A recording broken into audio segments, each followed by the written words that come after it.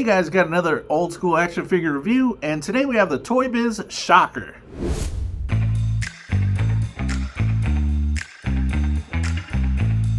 So as you can see, Shocker's over there in the package just chilling. On the back of the package, you do see a slight description and other figures in the way. For example, you see Super Kick Spider-Man, Flame and Launch Mad Jack, Stealth Venom, and Spider Sense Spider-Man. Also, there's a little brief instruction on how to use a little gimmick on Shocker. For example, how to launch and load the missiles on his arms.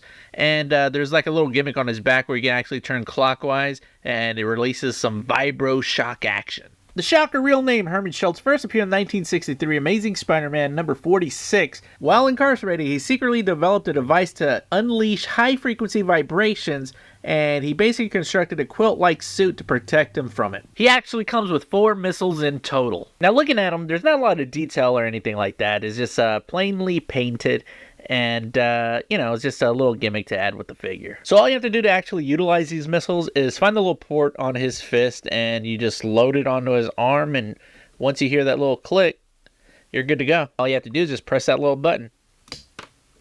So looking at Shocker close up, you can see there's a lot of little detail here, especially I like the texturing here on his costume. You can actually see the eyes, the little beady eyes in that mask of his. Going down to his chest, you can see some texturing here on the leather, right here on his vest here. Down on his fist, there's not a whole lot of detail going on here. On his back, you can see all these little muscles sculpted, and one of the biggest things you're going to notice is this wind-up gimmick here. So basically what you got to do is you just wind it up, and just let it rip. So you probably can't see it on camera, but he's just kind of shaking, vibrating, or whatever. On the legs, you can see there's a lot more detail here to make it kind of look like it's made out of leather or something like that. And then down to his boots, he has like some cuffed boots going on. In the way of articulation, his head does turn all the way around, does look down a good amount. Look at that, it looks all sad.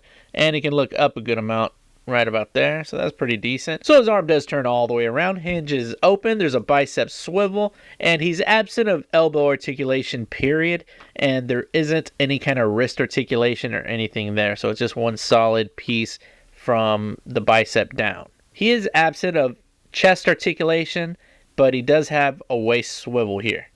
As far as leg articulation goes, his leg does kick all the way up a good amount, and you can move it backward a good amount. Look at that.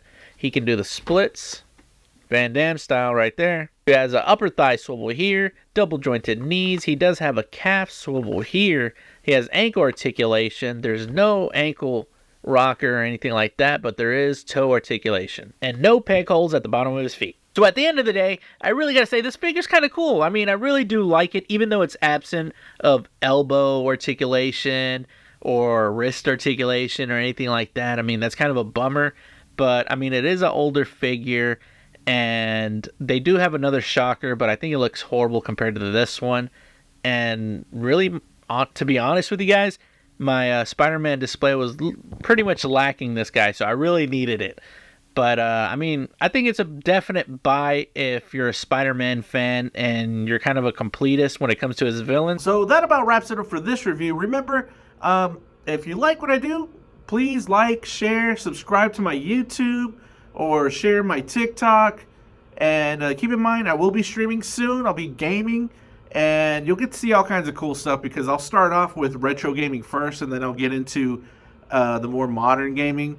But I'm a big retro, gamer myself. So, let's see how that goes because the whole streaming thing, I'm kind of new to that whole aspect. So it's kind of like in the beta testing phase for me. But again, hey man, do your thing, like, share, subscribe.